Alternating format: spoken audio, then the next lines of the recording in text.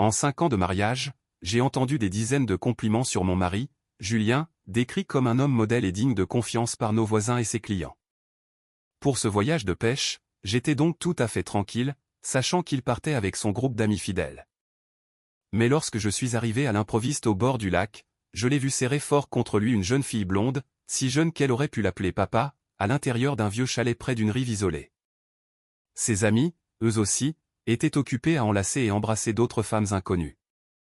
Et bien sûr, il n'y avait aucun bruit d'eau, aucun signe de partie de pêche, seulement la fête, la chair et les mensonges. J'ai décidé d'agir, non seulement pour les surprendre, mais aussi pour choquer leurs épouses. Avant de vous raconter l'enchaînement complet de mes actions, cliquez sur j'aime et abonnez-vous pour écouter la suite dès maintenant. Je m'appelle Camille Mercier, j'ai 35 ans et je vis dans la banlieue résidentielle de Lyon. Je suis directrice de département dans une agence de voyage réputée, mais je ne suis pas quelqu'un de bruyant, je n'aime pas les fêtes et je n'ai jamais demandé grand-chose à mon mariage. Julien, quant à lui, est courtier en assurance, sans cesse loué par ses clients pour son calme, sa fiabilité et sa conversation agréable. Il y a 7 ans, nous nous sommes rencontrés lors d'un séminaire financier à Grenoble, nous sommes tombés amoureux doucement, nous nous sommes mariés 2 ans plus tard et avons emménagé dans une petite maison en périphérie de la ville avec un rêve simple, 2 emplois stables, un petit chien et, avec un peu de chance, un enfant. À l'approche de l'anniversaire de Julien, mon entreprise m'a confié un contrat majeur à Paris nécessitant une négociation directe avec les représentants d'une chaîne hôtelière. J'ai hésité, mais il m'a dit, c'est une opportunité formidable. Vas-y. Je ferai un voyage de pêche de 3 jours avec Nicolas, Jérôme et Kevin. J'ai hoché la tête et j'ai secrètement réservé un cadeau d'anniversaire, 4 passes d'entrée pour la base de loisirs du lac de Paladru, l'endroit qu'il appelait autrefois son paradis d'enfance. Je voulais juste qu'il passe un moment mémorable avec ses amis les plus proches. Le travail à Paris s'est déroulé plus facilement que prévu. J'ai flâné dans les boutiques de la rue Saint-Honoré, choisissant un parfum Chanel aux notes boisées et un sac comme Louis Vuitton brun profond. Je ne suis pas fan des marques de luxe, mais je voulais que l'anniversaire de cette année soit différent de celui de l'an dernier. Nous l'avions manqué à cause du travail et parce que j'avais fait une fausse couche. J'ai réservé un retour anticipé en TGV. Mon cœur se serrait d'anticipation, comme si, en faisant tout correctement, peut-être que nous irions bien cette fois-ci. Quand je suis arrivé à la maison, le ciel lyonnais était calme et les frissons du début de l'automne se glissaient par les fentes. J'ai appelé Julien, mais je n'ai entendu que sa messagerie vocale. La maison était silencieuse. Je n'étais pas inquiète. Peut-être était-il encore au lac avec ses amis. J'ai décidé de lui faire une surprise, de préparer un dîner d'anniversaire, d'emballer le gâteau, le cadeau et de conduire directement là-bas. Dans la cuisine, je me suis lavé les mains, j'ai attaché mes cheveux et j'ai descendu le robot pâtissier rouge de l'étagère. La pâte au gâteau aux pommes tournait doucement dans le bol, l'odeur de cannelle remplissant la pièce.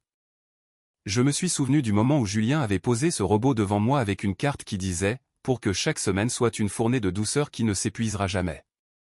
J'ai souri à moi-même comme si j'y croyais encore. En emballant le gâteau et la soupe dans le sac isotherme, j'ai remarqué notre photo de mariage poussiéreuse sur l'étagère. Je l'ai doucement essuyée avec ma manche. En la retournant, j'ai sursauté en trouvant une inscription au crayon effacée « Nous ne nous trahirons jamais, J. » Je suis resté immobile quelques secondes, le cœur serré. Non pas par soupçon, mais parce que je craignais que les promesses du passé ne deviennent parfois la chose qui nous blesse le plus lorsqu'elles sont brisées. J'ai tout chargé dans la voiture, tarte aux pommes, velouté de volaille, aileron de poulet au miel, croque-monsieur, le sac cadeau, et même un petit pot de glace caché dans sa propre glacière. J'ai pris l'autoroute à 43 guidée par le GPS vers le lac de Paladru. À la radio, You Are the Sunshine of My Life passait. La chanson que nous avions écoutée pour la première fois après avoir emménagé dans cette maison en tant que jeune marié. Près de la destination, j'ai vérifié le GPS à nouveau. Mais quelque chose d'étrange s'est produit. Il n'indiquait plus la base de loisirs principale, mais me redirigeait vers une zone plus isolée, près d'un ancien barrage désaffecté. J'ai froncé les sourcils, zoomé, actualisé. Toujours pareil. Julien était là. Peut-être avait-il changé de lieu de pêche. Je me suis rassuré, tournant sur une autre route, conduisant plus de 20 km plus loin. La route vers le barrage était accidentée, coupant à travers des bois denses de pins et de chênes. Le soleil plongeait près de l'horizon, ses rayons tranchant à travers les feuilles dans un spectacle étrangement beau. Mais je n'avais pas l'esprit à capturer cela. J'espérais seulement qu'il serait surpris, que lorsque j'arriverais avec le gâteau et les cadeaux, il courrait m'embrasser, souriant comme il le faisait autrefois. En me garant près du chalet, quelque chose clochait. Les voitures à proximité n'appartenaient ni à Julien ni à ses amis. Il n'y avait pas de canne à pêche, pas de glacière, pas de voix basse d'hommes grillant du poisson. Au lieu de cela, il y avait de la musique électronique. Des rires aigus de femmes résonnaient au loin, mêlés à un bruit de pas et de canettes frappant le plancher en bois. Je me tenais près de la voiture, sac cadeau à la main. Le soleil était presque couché. Une rafale froide s'est glissée dans mon col. Je ne savais pas ce que j'allais affronter derrière cette porte. Seulement qu'à chaque pas que je faisais vers le chalet, je m'éloignais davantage du mariage que je croyais autrefois stable. Je me suis tenu devant la vieille porte en bois du chalet. La musique électro battait à l'intérieur comme un marteau pilonnant mes tempes. L'odeur de fumée de cigarettes et d'alcool fort s'infiltrait par les fissures, se mélangeant à l'odeur humide de la forêt après une pluie de fin d'après-midi, me tordant l'estomac. Je me suis hissé sur la pointe des pieds, posant mon front contre le cadre de la fenêtre latérale. La vitre était glaciale, tout comme le choc qui se propageait lentement dans mon corps. Et puis l'image à l'intérieur est devenue nette, tranchante comme une lame traversant mon cœur. Julien, le mari, l'homme loué par des dizaines de clients comme modèle et digne de confiance, était assis sur un canapé en cuir brun, les bras enroulés autour d'une jeune fille blonde si jeune qu'elle aurait pu l'appeler papa, ses mains glissées dans son dos, le regard lointain, mais les lèvres murmurant quelque chose qui la faisait rire. Tandis qu'une boule à facettes projetait des tourbillons rouges et verts sur son visage. Nicolas, Jérôme et Kevin, les amis que je pensais sûrs, étaient eux aussi enlacés avec des femmes inconnues, et la table en bois au centre était encombrée de bouteilles d'alcool, de verres éparpillés, de paquets de chips éventrés et de plusieurs cigarettes à moitié consumées. Sans aucune canne à pêche, sans bruit d'eau courante, aucun signe de voyage de pêche, seulement la fête, la chair et les mensonges. J'ai agrippé le cadre de la fenêtre jusqu'à ce que mes ongles s'enfoncent dans le bois, laissant des marques blanches sur le bout de mes doigts, mon cœur battait la chamade, déchiré entre l'envie de défoncer la porte ou de m'enfuir. Une partie de moi hurlait de prendre des preuves tandis qu'une autre soufflait de ne plus regarder, je tremblais, ma respiration était lourde comme si je traînais un coffre entier de douleur, mon estomac me faisait mal et mon corps semblait sentir cet effondrement bien avant mon esprit. Alors j'ai reculé, je me suis appuyé contre un pain froid et j'ai inspiré profondément. Du chalet provenait le tintement des verres, le gloussement de la fille blonde alors que Julien se penchait pour chuchoter, les basses de la musique électronique faisaient trembler le cadre de la fenêtre, je me suis mordu la lèvre jusqu'au sang mais j'ai gardé le téléphone en main. J'ai ouvert l'appareil photo, je suis passé en mode vidéo et j'ai pressé l'objectif contre la vitre. L'image tremblait au rythme de mes battements de cœur mais j'ai tenu bon, la caméra a commencé à balayer la pièce, Julien et la fille blonde, sa main sur sa cuisse, Nicolas versant de l'alcool à une brune, Jérôme serrant une petite femme asiatique. Kevin riant bruyamment en claquant la jambe d'une autre femme, j'ai zoomé sur chaque visage, chaque détail, l'étiquette de l'alcool, leur téléphone laissé négligemment sur la table, la montre que portait Julien, le cadeau d'anniversaire que je lui avais offert pour nos 3 ans. Les lumières disco clignotaient jetant des éclats de couleur sur leurs visages et j'ai tout enregistré comme si je gravais chaque ligne de trahison dans ma mémoire.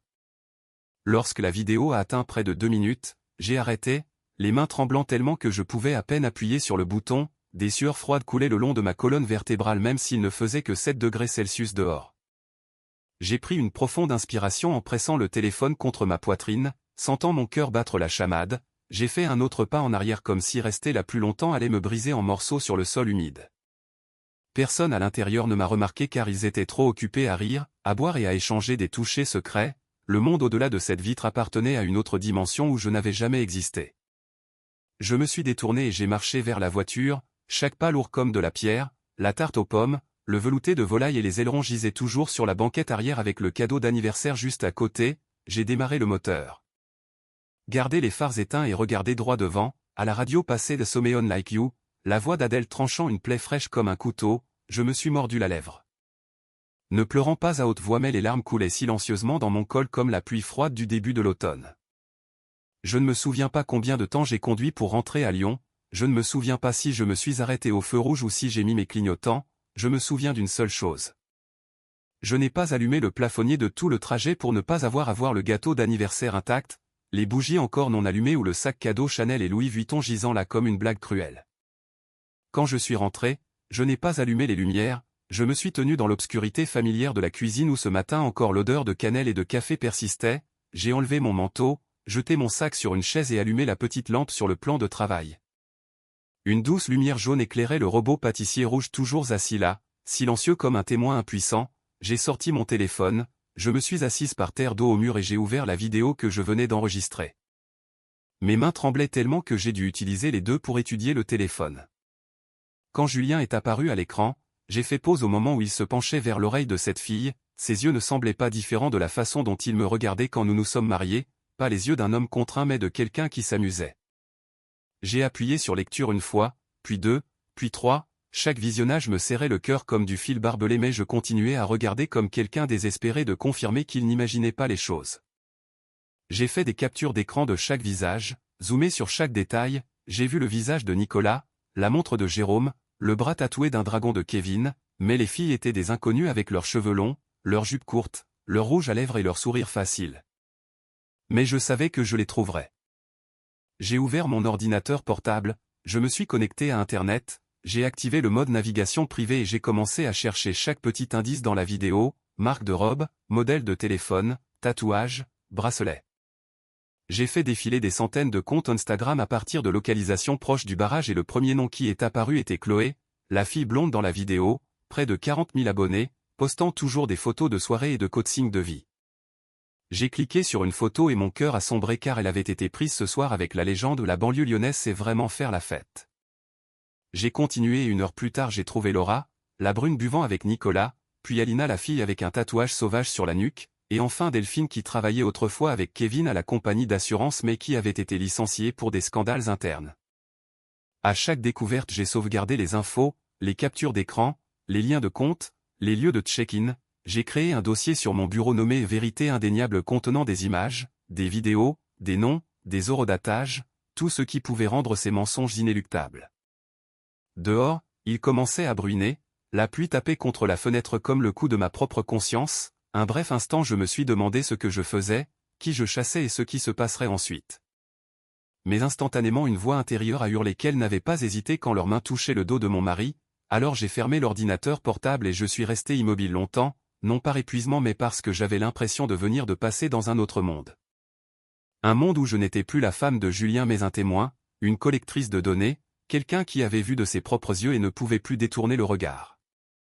Je suis resté éveillé toute la nuit, non par chagrin car ce sentiment s'était retiré comme un lâche se cachant derrière le rideau en attendant son moment pour surgir, je n'ai pas pleuré, pas crié, rien cassé, je suis simplement resté assise là, les mains autour d'une tasse de thé froid. Les yeux fixés sur l'écran de l'ordinateur, l'esprit en train de calculer. Je savais que je n'étais pas la seule trahie cette nuit-là, Émilie, la femme de Nicolas, est institutrice en école primaire et je m'étais assise à côté d'elle lors du barbecue du printemps dernier quand nous rions parce que Julien avait oublié de cuire le poulet à cœur. Hélène, la femme de Jérôme, est infirmière dans une clinique à 3 rues de chez moi, et Claire, la femme de Kevin, est peut-être la personne la plus douce que j'ai jamais rencontrée, apportant toujours le dessert à nos réunions de groupe, je ne sais pas ce qui m'a décidé à les entraîner dans le cercle de la vérité. Peut-être parce que je ne voulais pas être seule ou parce que je croyais qu'elles avaient le droit de savoir, mais je savais une chose avec certitude, si je restais silencieuse, cela m'arriverait encore, à elles, et aux femmes après nous. J'ai ouvert Facebook, créé un nouveau compte avec mon adresse email secondaire, nom d'utilisateur Observateur Marlin, nommé d'après le poisson que Julien appelait autrefois difficile à attraper, imprévisible, plein de puissance. Un nom moqueur mais suffisant pour me faire sentir que je contrôlais encore quelque chose, j'ai créé un groupe de discussion nommé Nos pêcheurs, l'icône du groupe était un filet de pêche déchiré, et j'ai ajouté cette personne, Émilie Rossignol, Hélène Lemaire, Claire Montagne. Et les 4 filles de la vidéo, Chloé, Laura, Alina, Delphine. À chaque fois que je cliquais sur ajouter, mon cœur battait un peu plus vite, je n'ai rien écrit, pas d'introduction, pas d'excuses, pas d'avertissement, j'ai juste envoyé un message, la vidéo, et 3 minutes plus tard, les points de suspension indiquant une écriture sont apparus. La première à répondre fut Émilie Rossignol demandant « C'est quoi ce bordel ?» Puis Hélène Lemaire disant « Jérôme a dit qu'ils allaient à la pêche », et Claire a directement interpellé Kevin dans le groupe en écrivant « Tu m'as menti ?» « C'est qui sur tes genoux ?» 1 minute a passé, puis 2, puis 3, les filles ont commencé à réagir. Chloé Williams a écrit « Je ne sais pas ce qu'est ce groupe mais enregistrer secrètement des gens est illégal ». Laura a ajouté « On a été invités, des hommes adultes ont le droit de s'amuser, personne n'a forcé personne ». Alina a demandé « Qui a filmé ça ? Espèce de psychopathe ». Et Delphine a lancé « Peu importe de qui tu es la femme, va demander à ton mari et ne nous mêle pas à ça ». Personne ne savait qui j'étais et je ne parlais pas, mais les épouses ne pouvaient plus se retenir, les messages affluaient comme une tempête après un long tonnerre, Émilie écrivant à Nicolas « Tu pensais vraiment que je ne le saurais pas ?» Hélène menaçant d'appeler un avocat et lui disant de rentrer maintenant ou pas du tout, Claire disant à Kevin qu'elle lui avait pardonné une fois mais qu'il n'y aurait pas de seconde fois, le chat s'est transformé en un lieu de défoulement, d'accusation, de panique et aussi de douleur. Un groupe qui ne contenait autrefois que quelques lignes de texte devenait maintenant un champ de bataille où la vérité arrachait chaque couche de masque. Je suis restée assise à lire chaque message sans me joindre à la conversation, personne ne savait que l'observateur Marlin était Camille, personne ne savait que celle qui avait tiré le rideau était moi. L'épouse qui se tenait autrefois seule dans la cuisine en mélangeant la pâte à gâteau avec le robot rouge, et je n'avais pas besoin qu'il le sache car mon but n'était pas d'être réconforté, mon but était de m'assurer que personne ne fermerait plus les yeux sur les week-ends de pêche. Le lendemain matin, il brunait sur Lyon, une lumière gris cendré glissait dans la cuisine à travers la vitre projetant des ombres lasses sur le carrelage, je me suis assise à la table de la salle à manger dans mon vieux pull crème, les mains autour d'une tasse de café froid. Mon téléphone posé devant moi, l'écran toujours ouvert sur le groupe Nos Pêcheurs avec près de 80 messages non lus. Vers 8 heures j'ai entendu une voiture s'arrêter dehors, des pas familiers, des clés dans la serrure, Julien est entré avec un visage marqué par le soleil et le vent. Le genre de soleil et de vent que les hommes rapportent après une nuit de fête, son manteau trempé, ses chaussures boueuses, il a enlevé son écharpe et a appelé vers la cuisine d'une voix légère comme si rien ne s'était passé la veille, « Chérie. On a été coincé par la pluie alors on est resté au chalet, je meurs de faim, y a-t-il quelque chose à manger ?» Je n'ai rien dit, j'ai juste pris mon téléphone, ouvert la vidéo à nouveau, appuyé sur lecture et je l'ai posé soigneusement sur la table, l'écran face à lui. Julien a regardé l'écran, a mis environ 3 secondes à reconnaître qui il tenait, dans quelle position et où, ses yeux se sont écarquillés. Sa respiration a ralenti, sa main s'est figée en l'air, je ne disais toujours rien, je me suis levé, j'ai marché vers le frigo pour prendre du lait, seule la musique de fond de la vidéo, les basses disco, bouclaient sur la partie où il se penchait pour chuchoter à la fille blonde. « Ça ? Qui t'a donné ça ?» a essayé de dire Julien d'une voix étranglée. J'ai posé le lait, levé la tête pour croiser son regard pour la première fois et j'ai dit « Personne, c'est moi qui ai filmé », son visage est devenu pâle.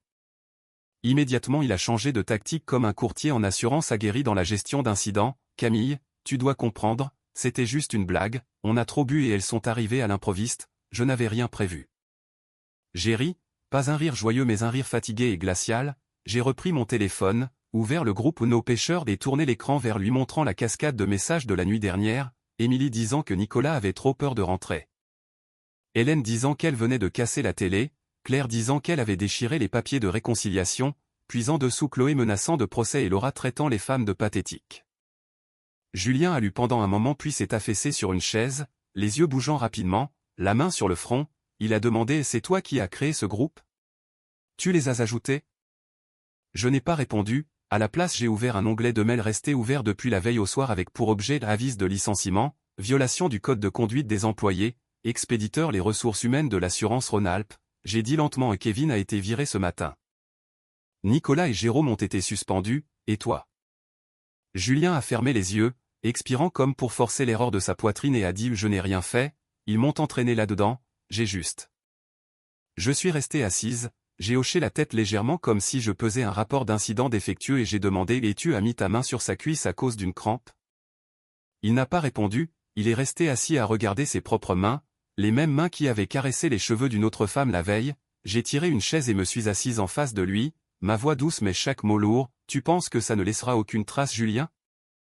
Un groupe d'hommes mariés allant à la pêche puis faisant la fête avec des filles qui ont été renvoyées, impliquées dans des fautes professionnelles, as-tu imaginé les conséquences ? » Il a bégayé comme s'il n'était pas habitué à mon calme, disant « Camille, je suis désolé, je n'ai jamais voulu te faire de mal. » J'ai regardé l'horloge affichant 8h27, je me suis levé, j'ai attrapé mon portefeuille et mon manteau et j'ai dit « Pas besoin d'excuses. » Je n'ai pas besoin d'excuses maintenant, j'ai besoin de la vérité et je l'ai déjà. Je suis sorti de la maison sans claquer la porte, sans pleurer, sans prendre une grande respiration, le ciel lyonnais était toujours gris mais je sentais que je n'étais plus dans le brouillard. J'étais debout sur un sol solide, froid, humide, mais réel.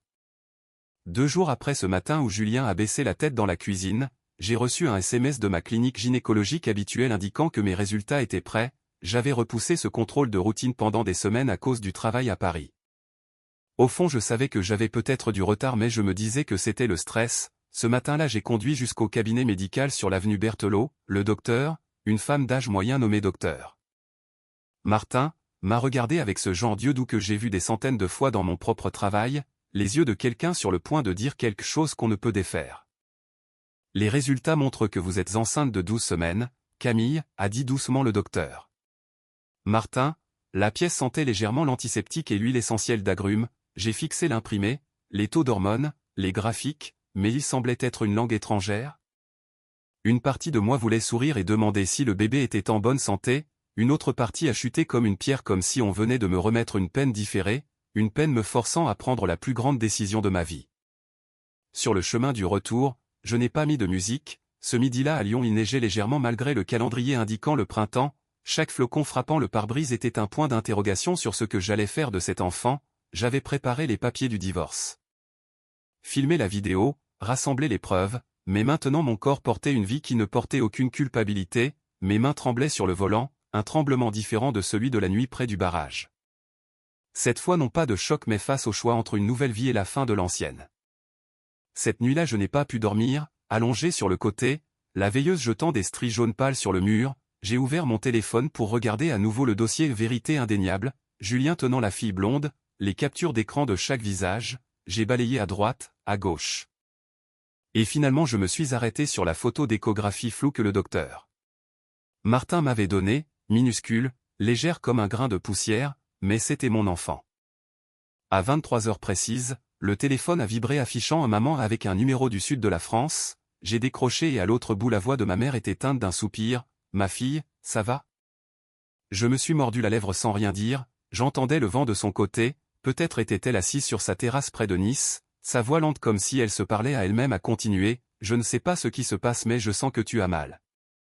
Ne reste pas silencieuse avec moi Camille, tu peux recommencer à tout moment, je serai là. » Mes larmes sont tombées chaudes et salées sur l'oreiller, je voulais lui dire que j'étais enceinte et que j'avais peur mais les mots sont restés coincés dans ma gorge, j'ai seulement expiré, mon souffle tremblant comme une enfant prise en faute, ma mère n'a pas insisté.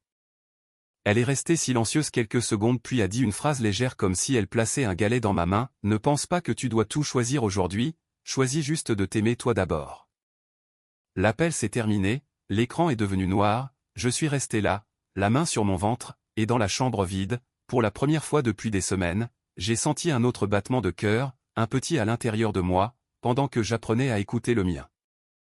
3 jours après l'appel tardif de ma mère, j'étais assise en face de Julien dans le salon, pas de musique, pas de bruit de vaisselle, pas d'odeur de café comme d'habitude, seulement une feuille blanche à 4 posée sur la table basse en bois entre nous, dessus, de mon écriture ferme. Se trouvaient 3 points, Julien l'a fixé comme si c'était un formulaire d'assurance qu'un client refusait de signer, confus, prudent, effrayé de demander franchement. Je n'ai pas tourné autour du pot, j'ai dit je n'ai pas déposé de demande de divorce, mais si tu veux sauver une partie de ce qui reste de ce mariage, voici les conditions. Il a avalé sa salive, les lèvres serrées, les yeux parcourant mon écriture. 1. Tu dois commencer une thérapie. Une séance par semaine pendant 6 mois. 2. Couper tout contact avec le groupe, Nicolas, Jérôme et Kevin, pas de rencontres, pas d'appels, pas de SMS. 3. Être plus souvent à la maison, au moins 4 dîners par semaine ensemble, pas de fêtes, pas d'excuses de surcharge de travail. J'ai levé les yeux vers lui, pas de larmes, pas de voix tremblante, pas de nostalgie, j'en avais fini avec les excuses et les souvenirs, je voulais seulement savoir si l'homme devant moi était encore digne d'être le père de l'enfant en moi. Julien est resté silencieux un long moment puis a soupiré en hochant la tête, « Je ferai tout, je ne veux pas te perdre », je l'ai regardé plus attentivement. Non pour mesurer sa sincérité mais pour me demander si j'avais autrefois tellement aimé ses yeux que je pardonnais tous les silences derrière eux, j'ai dit lentement « Je ne te donne pas une chance parce que je t'aime encore, mais parce que je vais devenir mère. Et j'ai besoin d'être sûr que cet enfant ne grandira pas dans une maison pleine de blessures non cicatrisées. » Julien a eu l'air stupéfait comme s'il avait été aspergé d'eau froide, il a bégayé « Tu es enceinte ?» Je n'ai pas répondu, Je me suis levé, j'ai sorti de ma poche de manteau une échographie en noir et blanc et je l'ai placée sur la table, une photo floue, juste une petite forme ronde, mais le premier être dont je croyais qu'il ne me trahirait pas. Julien l'a regardé les mains tremblant légèrement, il a placé ses deux paumes sur ses genoux, la tête baissée, je sais que j'ai mal agi, je ferai les choses bien cette fois pour toi, pour le bébé. Je n'ai pas répondu immédiatement, j'ai marché vers la porte en lui tournant le dos et j'ai dit je surveillerai, Julien, non plus avec les yeux d'une épouse mais d'une mère, j'ai fermé la porte doucement derrière moi le laissant dans la pièce qui était autrefois notre foyer. Maintenant ce n'était plus qu'un test et c'était lui qui passait l'examen final. 5 mois ont passé calmement, Julien allait en thérapie chaque semaine ou du moins il le disait, il débarrassait la vaisselle après les repas, rentrait à l'heure, certains jours il apportait même des hortensias, les fleurs que je n'aimais pas beaucoup mais que je ne pouvais me résoudre à refuser. Il ne mentionnait plus le groupe, plus de musique disco dans la voiture, je ressentais une paix ou plutôt un silence qui n'était pas vraiment la paix. Je passais la plupart de mon temps à la maison à lire des livres sur la parentalité, à pratiquer la respiration pour les futures mamans, à suivre les échographies régulières, les matins sans nausée je faisais du pain aux bananes, je jouais du jazz doux. J'imaginais si la chambre du bébé serait vert menthe ou jaune beurre, ces petites choses m'aidaient à oublier les vieilles fissures ou du moins à les couvrir d'un nouveau tissu, jusqu'à un après-midi de week-end. Je pliais des vêtements de bébé fraîchement lavés quand mon téléphone a vibré, un message de Jeanne, mon amie de fac vivant maintenant à Marseille, le message n'avait pas de mots, juste une photo, je l'ai ouverte et instantanément l'air a quitté la pièce. La photo prise de loin dans la lumière tamisée d'un bar montrait Julien, chemise blanche, main gauche tenant un cocktail, se penchant en arrière et riant avec Kevin, mais ce qui a serré mon cœur n'était pas son rire mais la fille assise sur ses genoux. Une brune aux cheveux ondulés dans une robe rouge courte et fragile, son bras drapé légèrement derrière le cou de Julien et la main de Julien glissant directement sous le tissu rouge comme s'il ne prenait même plus la peine de cacher quoi que ce soit. Sur le bord gauche du cadre Kevin et Nicolas étaient assis près de deux autres femmes, l'une en robe pailletée or, l'autre aux cheveux verts en désordre, toutes deux penchées sur leur torse, riant comme si le monde n'avait ni épouse ni conséquence. Les néons du bar se reflétaient sur les verres, la peau et les traces pâles sur le col de Julien, rouge à lèvres ou lumière, je ne savais pas. Mais je savais une chose clairement, ce n'était pas la première fois et certainement pas un accident, le deuxième message de Jeanne disait « Je suis à Marseille mais quelqu'un que je connais à Villeurbanne m'a envoyé ça, j'ai pensé que tu devais savoir, Villeurbanne, à 10 minutes de Lyon. » Aucune raison pour Julien d'y être à moins que le groupe de non-contact n'existe encore, et le mercredi, jour des séances de thérapie, l'excuse la plus facile au monde. Je me suis assise, les mains sur mon ventre, le bébé a donné un coup doux, la deuxième fois aujourd'hui, j'ai commencé à pleurer, pas violemment, juste des larmes silencieuses coulant comme si on m'avait aspergé d'eau froide en hiver, j'aurais dû tout finir cette nuit-là au barrage. Je savais que j'avais assez de preuves, assez de blessures, assez de douleurs pour partir, mais je ne l'avais pas fait, j'avais cru à cause d'une échographie, à cause d'une promesse, à cause d'un espoir aussi fin qu'une coquille d'œuf. J'avais essayé de garder seulement parce qu'à l'intérieur une vie grandissait. J'ai ouvert le tiroir sous mon bureau, à l'intérieur se trouvaient les papiers de divorce vierges. Je les avais gardés là pendant 2 mois, un rappel de ne pas oublier que j'avais été assez forte pour me lever, j'ai pris l'échographie, je l'ai placée à côté de la photo du bar. 2 réalités opposées, l'une un début, l'autre une fin, puis j'ai sorti un stylo noir en inspirant profondément. Je n'ai pas attendu que Julien s'explique, je n'ai pas demandé pourquoi il était là, je n'ai pas posé la question de savoir s'il voulait encore essayer, c'était trop tard. Pas trop tard à cause d'une photo mais parce que j'étais restée silencieuse assez longtemps pour savoir que je ne croyais plus aucune excuse. Ce soir-là, alors que Julien était encore au bureau ou au bar, j'ai pris les papiers de divorce du tiroir et j'ai écrit chaque ligne à la main, pas tapé, pas préimprimé, je voulais que chaque trait soit une coupure nette. Motif, comportement malhonnête prolongé répété malgré avertissement et opportunité de changement, je demande la garde complète de l'enfant, toutes les preuves pertinentes seront jointes. J'ai ouvert mon téléphone à nouveau, sauvegardé les captures d'écran du chat, la photo du bar, les notes des séances de thérapie annulées, tout envoyé sur mon email personnel, imprimé, arrangé soigneusement dans un dossier comme un comptable clôturant tranquillement les livres de l'année. Près de minuit, j'ai entendu la porte cliquer doucement, Julien est rentré, j'ai éteint la lumière de la chambre, je me suis couché sur le côté en feignant un sommeil profond, il est entré sur la pointe des pieds, l'odeur d'alcool et de fumée de cigarette encore sur ses vêtements, pas de mots. Pas de contact comme avant, il est monté dans le lit s'allongeant à distance, peut-être pensait-il que je ne savais rien, peut-être pensait-il que demain serait un autre jour normal. Mais le lendemain matin, Lyon était venteux, j'ai appelé l'avocate de Jeanne, une femme nommée Maître Louise Carpentier, voix ferme, pas de bavardage, j'ai pris rendez-vous pour le mardi en apportant tous les documents. Louise a dit nous avons assez pour exiger un partage équitable des biens et révoquer l'accès non surveillé, j'ai seulement hoché la tête, pas de triomphe, pas de soulagement, juste le calme. À midi, j'ai commencé à emballer le passé, j'ai sorti les choses que je chérissais autrefois, le cadre de mariage en argent, celui que j'avais dépoussiéré au premier acte, maintenant seulement une ligne de mots effacés sans signification. Je l'ai enveloppé dans un vieux torchon de cuisine et placé dans un carton, le robot pâtissier rouge, emblème des dimanches sucrés, je l'ai démonté, essuyé et posé au fond, non pas parce que je le détestais mais parce que je ne voulais plus vivre dans la nostalgie d'un menteur. Je me suis tenu devant le placard, j'ai touché la robe en laine ivoire, un cadeau de mon ex-belle-mère en apprenant que j'étais enceinte, j'avais prévu de la garder pour la bénédiction qu'elle portait autrefois mais maintenant la bénédiction n'appartenait plus à quelqu'un de digne. Je l'ai plié fermement et placé dans le sac de don près du porche. Cet après-midi-là, j'ai vidé le frigo, lavé chaque bocal, jeté son yaourt préféré, décollé la note aujourd'hui 18h thérapie de la porte, personne n'était en thérapie ici, plus rien à couvrir.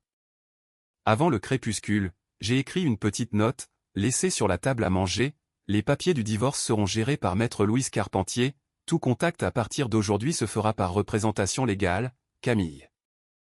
Je ne savais pas si Julien la lirait tout de suite en rentrant, je m'en fichais, cette nuit-là je suis allé au lito, pas de sédatif, pas de coussin de corps, j'ai simplement placé ma main sur mon ventre et pour la première fois depuis longtemps j'ai parlé à voix haute. Ne serait-ce qu'un murmure dans le noir, on ira bien, je te le promets.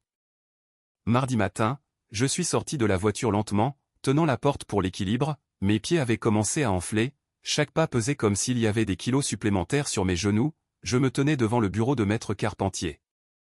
Un immeuble de 3 étages en briques rouges dans le quartier de la Pardieu, j'ai pris une profonde inspiration à travers mon masque et j'ai chuchoté à moi-même ou au bébé bougeant à l'intérieur on a presque fini mon cœur, juste un peu plus.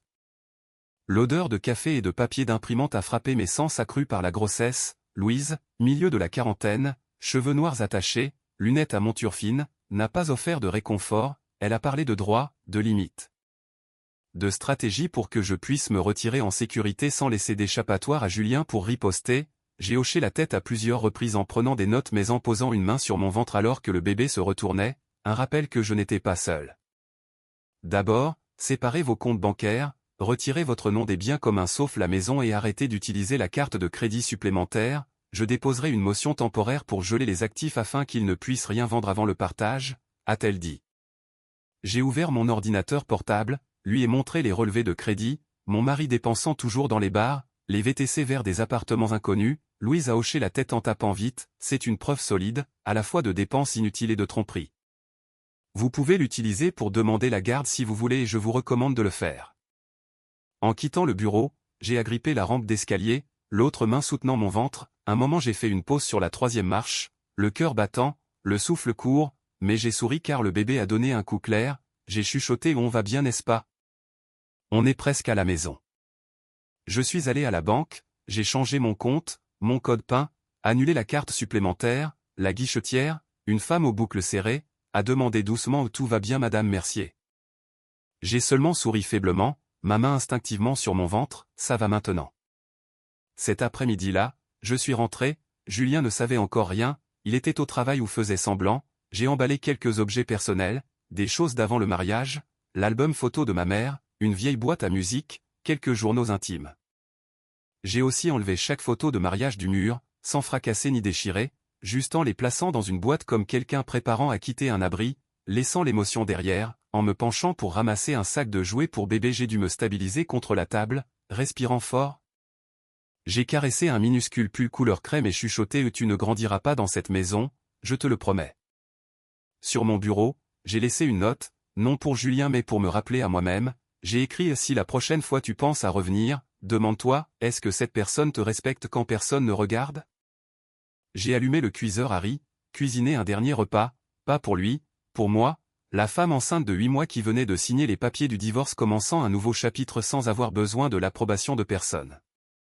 Je me suis réveillé plus tôt que d'habitude le samedi matin, Julien dormait encore, me tournant le dos, respiration régulière mais plus intime, je ne l'ai pas réveillé, pas pour dire au revoir, je suis resté silencieuse quelques minutes, la main sur mon ventre. L'endroit où la vie grandissait même si le monde dehors se fissurait. On ira bien, à partir d'aujourd'hui, j'ai placé la dernière chemise jaune pâle de bébé dans un sac en tissu, tiré la fermeture éclair, le son sec résonnant dans la pièce qui était autrefois notre nid, chaque pas dans l'escalier était un écho des jours autrefois inondés d'espoir. Rire dans la cuisine, odeur de barbecue d'été, le sapin de Noël que j'avais décoré seul, maintenant ce n'était qu'un décor flou d'un chapitre expiré. À la porte, j'ai regardé autour une dernière fois, les rideaux beiges que j'avais choisis, le cadre de mariage maintenant parti, la cuisine où j'étais resté éveillé tard pour cuisiner de la soupe de poulet pour Julien quand il était malade. Froide maintenant comme si personne n'y avait jamais placé un cœur entier. Je n'ai pas pleuré, pas une goutte, en ouvrant la porte le vent d'avril de Lyon a soulevé l'ourlet de mon manteau, main gauche agrippant une petite valise, main droite portant le sac de bébé, marchant lentement, pieds enflés, dos douloureux mais droite, stable. Comme si chaque pas était un nouveau battement de cœur pour une renaissance. Le chauffeur Uber attendait, une femme noire avec les cheveux en chignon haut, environ 50 ans, est sortie pour m'aider quand elle m'a vu lutter avec le coffre, ses yeux ne posant pas de questions, me touchant seulement avec quelque chose comme de la compréhension. Sur le chemin de la gare, j'ai reçu un message de Maître Louise, le tribunal a approuvé le partage temporaire des biens, Julien n'a pas répondu, j'ai hoché la tête à moi-même puis ouvert la playlist de mon téléphone, un morceau de piano sans parole jouait.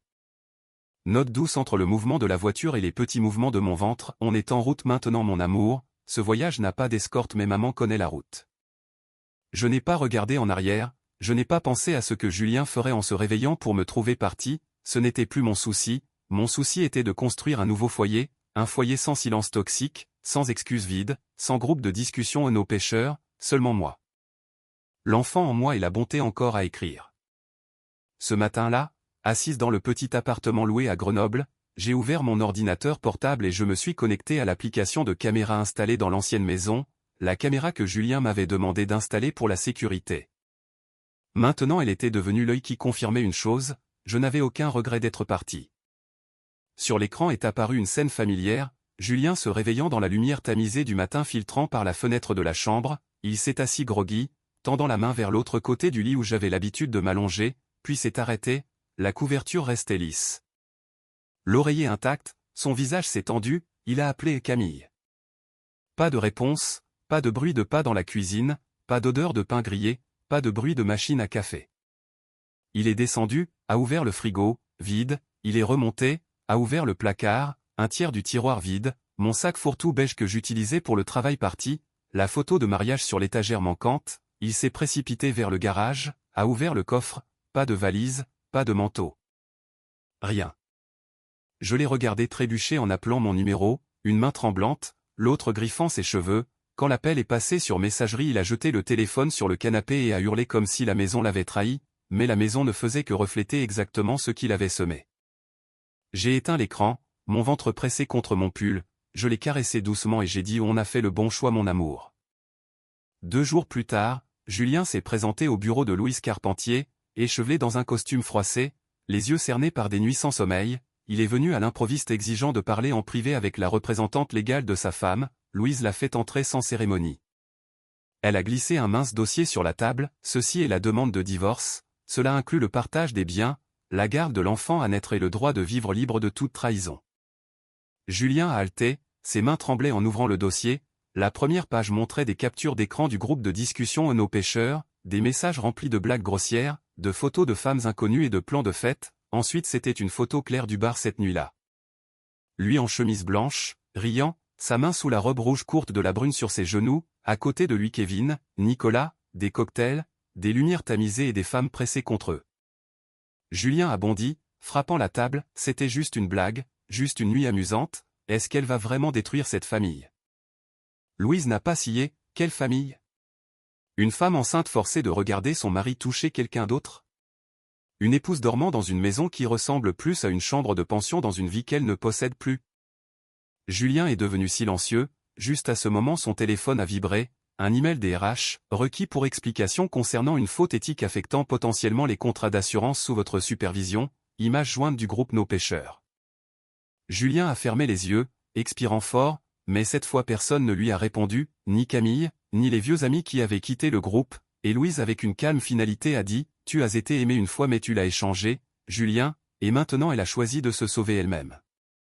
À ce moment-là, je me tenais devant la porte en bois peinte en blanc d'une petite maison de location à Grenoble, une ville éloignée des vieux souvenirs, mon ventre rendait la sortie de voiture plus lente, mes pieds étaient légèrement enflés. Mon dos douloureux mais j'ai quand même soulevé le carton sur le porche moi-même, la maison n'avait qu'une chambre, une petite cuisine avec un vieux frigo et une fenêtre donnant sur une pelouse envahie d'herbe, mais il n'y avait pas d'odeur de cigarette ici, pas de voix d'hommes ivres. Pas de sentiment d'être surveillé. Cette première nuit, assise parmi les cartons non ouverts, j'ai placé ma main sur mon ventre et chuchoté « On est en sécurité maintenant bébé », je n'avais besoin de personne pour me dire forte ou faible, je savais juste que je faisais la bonne chose, non pour me venger. Non pour gagner quoi que ce soit, mais pour m'assurer que mon enfant grandirait dans un monde plus propre et plus sain que celui que j'avais enduré, et c'était le vrai début de la vie que j'ai choisi pour moi et pour mon enfant. Les premiers jours à Grenoble ont passé lentement mais avec ordre, j'ai commencé par de petites choses, changer les rideaux, acheter un pot de lavande, épingler le prochain rendez-vous prénatal sur le frigo, le matin je me réveillais un peu plus tôt pour infuser du thé au gingembre. Surélevant mes jambes avec un coussin car l'enflure était devenue plus visible à mon 8e mois, mon dos me faisait encore mal surtout les nuits froides mais je n'avais plus à faire semblant d'aller bien pour personne. Cette première semaine, j'ai visité la maternité la plus proche, un petit établissement à côté d'une librairie d'occasion, le médecin, une femme noire dans la cinquantaine nommée docteur Bernard, avait une voix chaude et des mains douces, quand elle a pressé l'appareil à ultrasons sur mon ventre, un battement de cœur régulier a retenti, j'ai pleuré pour la première fois, j'ai pleuré non par blessure mais de savoir que je pouvais encore ressentir de la joie. J'ai commencé à travailler à distance pour une entreprise de gestion de données à Paris, un ancien collaborateur d'avant mon départ de l'entreprise de Julien, ils n'ont pas posé de questions, seulement envoyé un email Camille, si tu as besoin d'horaires flexibles fais-le nous savoir. Je possédais mon temps, assise à la vieille table de cuisine baignée de soleil, tapant alors que mon ventre bougeait occasionnellement, chaque après-midi je me promenais au parc voisin où un groupe de mamans célibataires tenait une heure du conte pour enfants. Je ne connaissais personne mais un jour une femme nommée Sarah, blonde, à lunettes, le ventre aussi rond que le mien, s'est approchée et m'a tendu un flyer pour le groupe Maman Debout, si tu as besoin de quelqu'un pour venir avec toi pendant l'accouchement, on a une liste de bénévoles. J'ai failli rire devant tant d'étrangeté mais je me suis senti profondément ému par une gentillesse si simple. Ce soir-là, j'ai appelé ma mère en vidéo, elle vivait toujours dans l'appartement à Nice où j'avais grandi, je n'ai pas dit grand-chose, seulement je vais bien et je vais bientôt devenir maman, elle a fait une pause puis a répondu doucement je sais et je suis fier de toi. J'ai terminé l'appel et je suis resté assise tranquillement longtemps à regarder par la fenêtre brumeuse, plus de clés tournant à 2 heures du matin, plus besoin de retenir mon souffle quand Julien rentrait puant l'alcool et le parfum inconnu. La maison n'avait pas grand-chose mais elle avait ma voix parlant au bébé chaque nuit, aujourd'hui j'ai fini le rapport, j'ai mangé toute ma soupe de légumes, je me suis même inscrite au yoga prénatal même si j'étais nerveuse, mais je l'ai fait. Je ne sais pas ce que l'avenir réserve mais je sais ceci, je marche lentement, sûrement, et pour la première fois depuis des années sur un chemin qui est vraiment le mien. J'ai commencé à ressentir des contractions un matin de début avril, une légère bruine tapait contre le toit comme une berceuse, je pliais des vêtements de bébé transmis par le groupe Maman Debout, des minuscules bodys sentant encore légèrement l'adoucissant d'une autre mère. La première contraction n'était pas forte, juste un resserrement puis un relâchement, mais je savais que le bébé frappait à la porte du monde. J'ai appelé Sarah, elle est arrivée en moins de 20 minutes avec un sac à dos, une bouteille d'eau et beaucoup d'énergie positive, elle n'a pas demandé grand-chose, a juste tenu ma main alors que je rassemblais tranquillement mes documents et dossiers prénataux puis a dit on y va. À la maternité, je n'ai pas crié comme dans les films, je suis restée silencieuse, les yeux fermés à travers chaque vague de douleur, essayant de respirer régulièrement, je n'avais pas Julien à côté de moi, personne pour filmer ou préparer des faire-part. Mais j'avais la main de Sarah sur mon épaule, le murmure de l'infirmière vous vous débrouillez très bien, et je m'avais moi-même, entière, stable, ne tremblant plus comme avant. Quand le premier cri a retenti, j'ai senti chaque cellule de mon corps se relâcher, en apesanteur, il a été placé sur ma poitrine, rougeâtre, humide mais chaud et vivant, j'ai caressé son dos et chuchoté comme une prière bonjour mon amour, je t'ai attendu si longtemps. À cet instant, je n'étais plus la femme trahie, plus l'épouse oubliée ni celle qui vivait dans une maison pleine de silence, j'étais simplement Camille, une mère, et mon fils était la preuve que je ne m'étais pas brisé. Le lendemain, je l'ai nommé Elias Jacques, Elias signifiant mon Dieu et Yahweh mais pour moi ma lumière, et Jacques d'après mon grand-père, le seul de ma famille qui ait jamais dit tu es né pour vivre une vie différente des autres. Quand j'ai porté Elias hors de l'hôpital, le ciel de Grenoble a percé en soleil après des jours de grisaille, j'ai marché lentement à travers le parking, le tenant serré contre ma poitrine, les jambes encore douloureuses de l'accouchement mais ma posture droite. Dans la voiture j'ai mis de la musique douce, Here Comes the Sun des Beatles, une chanson que ma mère me chantait autrefois, mon bébé dormait paisiblement sur la banquette arrière, sa petite main agrippant l'air comme s'il essayait de tenir le monde entier. Je me suis soudain souvenu de la première échographie floue, celle qui m'avait fait choisir de ne pas abandonner, ce n'était pas juste le voyage de devenir mère, c'était le voyage de ma propre renaissance, moi, Camille, j'étais né à nouveau au moment où j'ai mis mon fils au monde. J'ai commencé à enregistrer le premier épisode de mon podcast par une soirée calme après qu'Elias se fût endormi et que le seul son dans la maison était le doux bourdonnement du radiateur, le micro était d'occasion acheté à quelqu'un du groupe de soutien des mamans solo. J'ai calé mon ordinateur portable sur une pile de livres pour bébé, ouvert l'application d'enregistrement et fixé l'écran blanc, pas d'intro soignée, pas de musique fantaisiste. Juste un murmure de ma part aux femmes qui vivaient autrefois avec une peur sans nom à l'intérieur de leur propre foyer. J'ai nommé le podcast Plus jamais silencieuse, le premier épisode ne durait que 11 minutes, j'ai partagé le moment où je me tenais dans cette maison vide réalisant que l'oreiller à côté de moi était toujours lisse et que la cuisine ne sentait plus le café. J'ai raconté l'histoire de tout emballer par une nuit pluvieuse, de placer ma main sur mon ventre et de dire à mon cœur, on part, pas pour fuir mais pour vivre. Je ne pensais pas que quelqu'un écouterait mais une semaine plus tard 3 emails sont arrivés, l'un d'une infirmière de 50 ans en Bretagne qui écrivait « Je n'ai jamais dit à personne que mon mari contrôlait même ce que je mangeais, mais maintenant j'ai commencé à parler. » Un autre d'une mère de 2 enfants à Bordeaux « J'ai pleuré quand tu as parlé des pieds enflés et des cartons non ouverts, je suis passé par là. » Chaque épisode, chaque histoire, chaque réponse, je ne me sentais plus seul dans ce voyage, nous, mamans solo, femmes autrefois réduites au silence, autrefois méprisées, nous reconstruisions nos vies à travers nos propres récits, un petit groupe Facebook est né. Nous partagions des recettes à petit prix, des conseils pour demander des aides à la garde d'enfants et des rêves que nous n'avions pas osé nommer. Je n'ai jamais eu l'intention de devenir un symbole, j'étais juste Camille, 36 ans, vivant à Grenoble avec un fils nommé Elias et une voix qui ne tremblait plus. Quand j'ai raconté ce qui s'était passé dans l'épisode 10, j'ai dit, si vous écoutez ceci et que vous êtes dans un foyer où chaque pas est prudent, chaque repas est une négociation et chaque nuit est remplie d'inquiétudes, sachez ceci, vous n'êtes pas folle, vous n'êtes pas faible. Vous vivez simplement dans un environnement dangereux et vous méritez une vie différente. Personne ne m'a appris à faire ça, personne ne m'a certifié pour guérir qui que ce soit, mais j'ai appris ceci, quand une femme commence à croire en sa propre valeur, le monde ne peut plus la faire taire, et c'est ainsi que je termine ce voyage. Non pas avec une victoire glorieuse mais avec une petite lumière que j'allume chaque nuit où je raconte mon histoire et écoute les autres, parce que ne plus être silencieuse est la guérison la plus puissante que nous puissions nous offrir les unes aux autres.